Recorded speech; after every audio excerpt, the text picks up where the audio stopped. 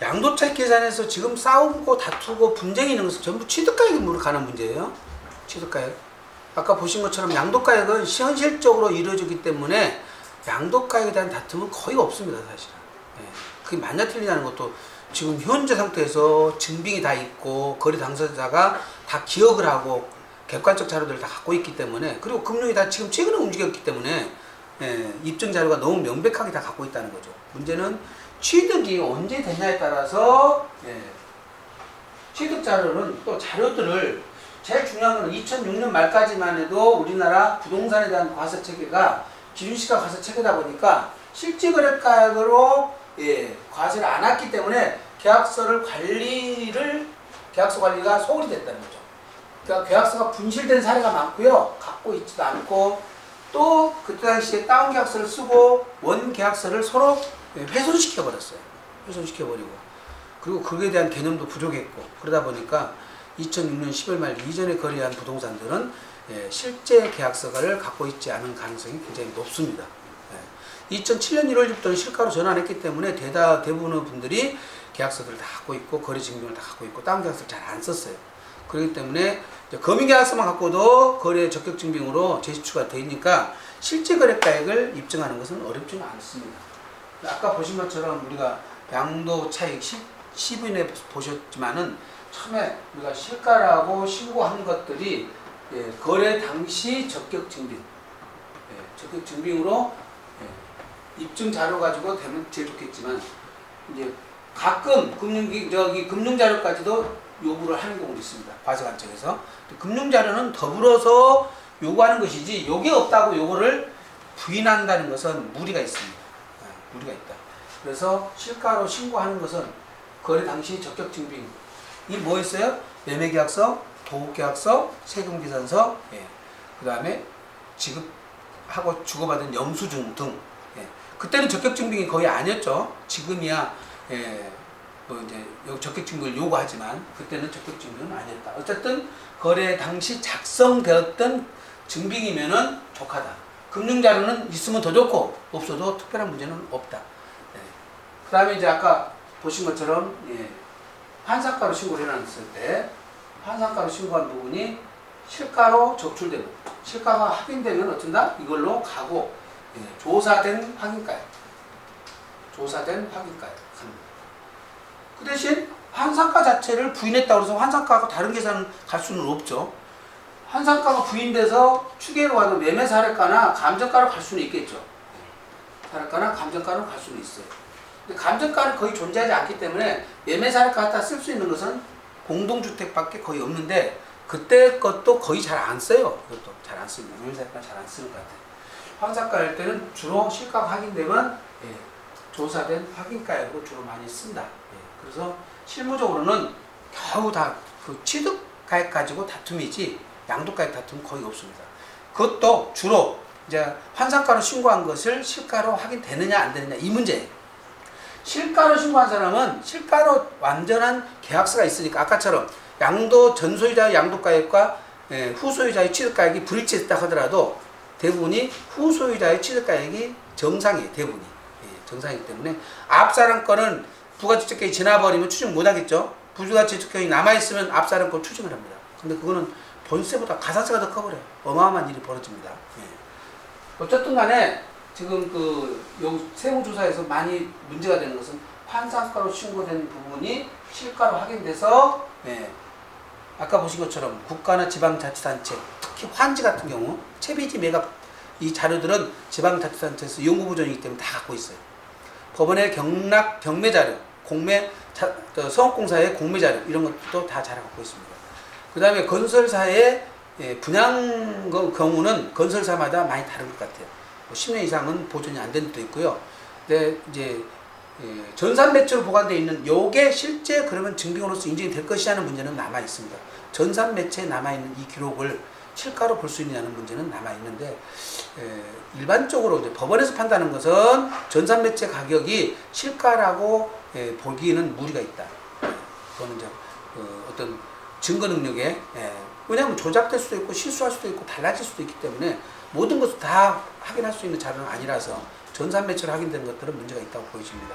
따라서 국세청에서 갖고 있는 전산매체 자료도 증거 능력이 제한된다고 본다. 그걸 직접적으로 갖다 쓸 수는 없다. 거래된 계약서가 원본이 확보돼야만이 확인이 가능하다고 보여져요. 그래서 취득가액 관련된 조사에서 주로 이제 이런 일이 벌어지고 있는데,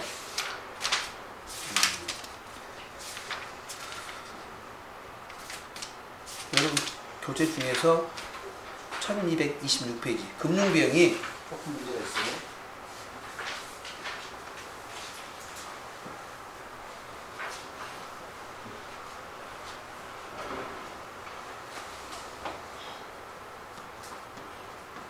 취득 관련 금융비용은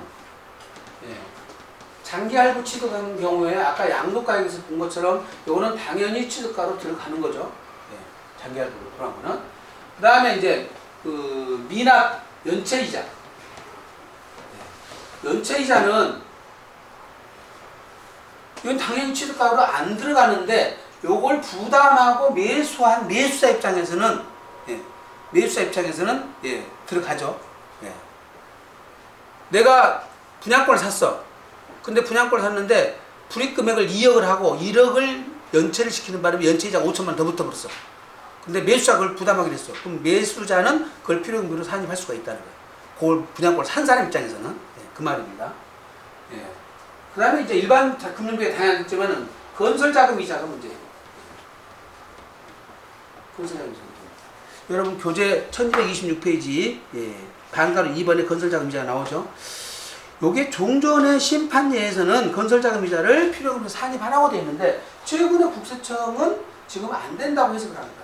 이거는 건설자금 이자는 안 되는 걸로 나왔다고 그러는데 제가 보기에는 조금 해석에 좀 문제가 있지 않느냐 생각이 들어요.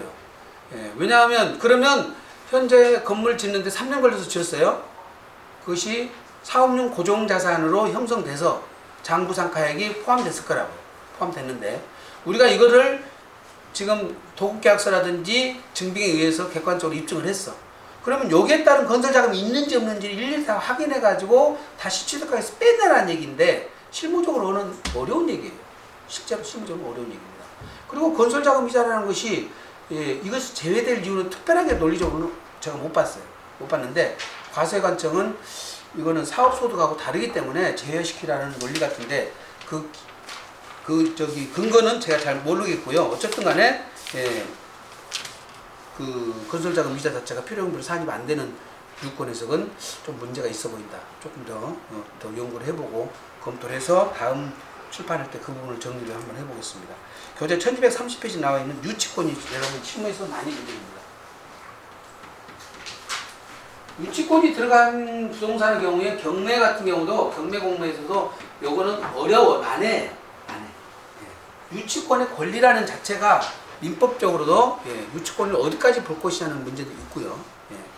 그래서 여러분들이 생각할 때 유치권을 당사자 간의 약정에 의해서 지불한 유치권은 필요금부에서 무조건 안 들어간다고 생각하시면 돼요. 요거는 법원의 판결이 받아져요. 법원의 판결. 그래서 유치권자라는 것을 객관적으로 입증을 해야 되고 유치권 가액이 객관적으로 입증돼야 돼요. 안 그러면 담합에 의해서 얼마든지 유치권을 조작을 해버릴 수가 있습니다. 유치권이라는 게 통상적으로 건물 짓다가 건축비를 안 주니까 부도났어요.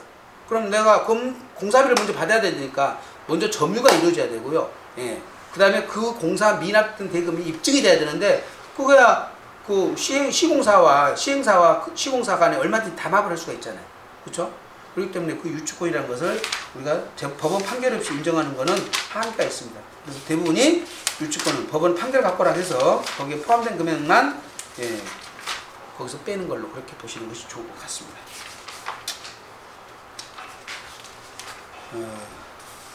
오늘은 여기까지 하고 다음 시간에 취득가 의제까지 해볼까요? 이건 아까 했는데 실무적으로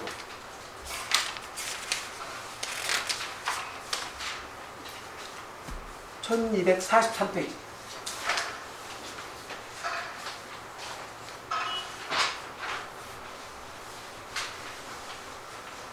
실지거래가액이 아닌데 실지거래가액으로 인정해준 케이스가 상속증이다. 상속증이다. 이거는 여러분들이 제가 입법 취지가 어디서 나왔다고 그랬어요? 아까? 임의실사 제도가 있었는데 그때의 기준시가 과세 원칙이 실가로 양도 차익이 기준시가보다 더 적어. 근데 임의실사를 해주려고 보니까 취득 양도 모두 실가가 확인돼야 돼. 근데 상속 중에는 취득가 확인 안 되는 경우잖아요. 그걸 임의실사를 해주려고 이거를 실가로 의제해 줘요. 실가로 의제해서 이제 임의실사를 허용해 줬는데 지금 실가과세 전환해버리니까 지금 어떤 모습이 발생했어? 오히려 가만히 놔뒀으면 기준시가로 이거 평가됐으니까 이걸 환산가로 갈 수가 있죠. 근데 실가로 의제된 금액이 환산가보다 더 낮다고 일반적으로. 그러니까 납세한테 불리해요. 이거는 이 법은 바꿔줘야 됩니다. 당연히. 그래서 국민권익위원회에서도 국세청에다가 기획지획처에다 이 법은 바꿔라. 그때 당시에는 임의실사 규정 때문에 해준 건데 왜 지금 이걸 놔두고 있냐. 그래서 이것을 권고 결정이 떨어졌음에도 불구하고 아직 안 받고 있는 규정이에요. 그래서 조금 문제가 있다. 이게 실가로 의제다 보니까 어떻게 된다? 환산가 적용이 안 된다. 첫 번째. 두 번째는 그 다음에 자본적 지출액이라든지 양도비를 실제 비용도로 쓸 수가 있다. 계산공제 안 쓰고 그게 굉장히 중요한 사안이에요. 그걸 쓸 수 있다는 것이고 마지막으로는 장부가액 문제예요. 장부가액. 이 장부가액은 우리가 소득세법상 이걸 기장을 해가지고 결산서에 다 반영됐어요. 장부에 나타나고 결산서에 나타나는데 요거를 그러면 장부가액을 우리가 실가라고 해서 양도소득세를 신고할 수 있느냐 이 문제예요. 소득세법이나 법인세법에서 장부를 만들고 기장을 해서 원장이 드러나고 결산서에 드러난다고 해서 경우에 따라서는 심판이라든지 심사에서는 요걸 실가라고 인정한 사례는 가끔 있습니다. 그런데 법원은 한결같이 요 장부가액 자체를 실질거래가액으로 의지하지 않은 이상 요게 실가라고 보기는 어렵다. 그래서 객관적 근거 자료가 따로 있어야 돼요. 내가 건물을 지었다? 건물을 지었으면 어쩐다? 그 건물 지은 도급계약서나 생계안서 토지를 용지대로 잡아놨다? 그러면 토지 취득 계약서가 있어야만이 이걸 실가라고 인정하는 것이지 그때 장부가액 잡힌 사유는 여러 가지가 있을 수 있어요. 옛날에 기준시가로 잡을 수 있었고요. 옛날에 샀어. 근데 장부를 잡을 때 장부상가액을 그냥 장부가액 잡을 때 기준시가로 평가했거나 아니면 감정으로 평가해서 잡아놓을 수도 있어요. 그렇기 때문에 실가라는 것이 그때 당시 입증이 안 된다는 얘기죠.